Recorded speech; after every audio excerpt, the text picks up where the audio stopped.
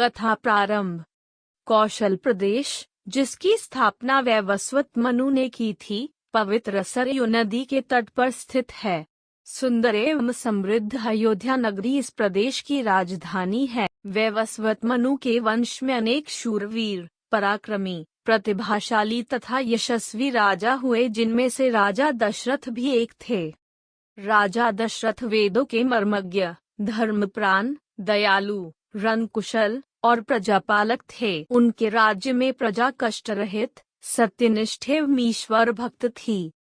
उनके राज्य में किसी का किसी के भी प्रति द्वेष भाव का सर्वथा अभाव था। एक दिन दर्पण में अपने कृष्णवर्ण केशों के मध्य एक श्वेत रंग के केश को देखकर महाराज दशरथ विचार करने लगे कि अब मेरे यौवन के दिनों का अंत निकट है और अब तक मैं निसंतान हूँ। मेरा वंश आगे कैसे बढ़ेगा तथा किसी उत्तराधिकारी के अभाव में राज्य का क्या होगा।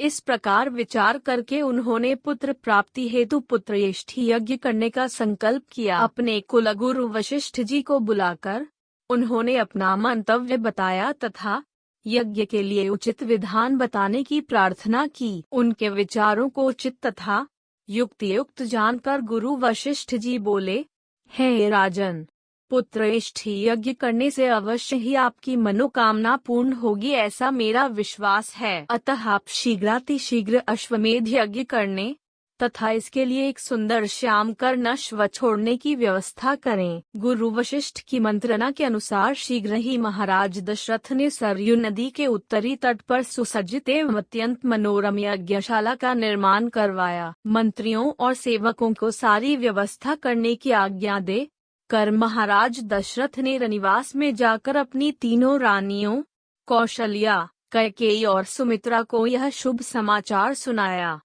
महाराज के वचनों को सुनकर सभी रानियां प्रसन्न हो गईं। हम इस तरह के और भी भाग लाएंगे, तो वो देखने के लिए लाइक शेयर सब्सक्राइब करें। कमेंट बॉक्स में जय श्री राम लिखना न भूले। तो बोलो जय श्री राम।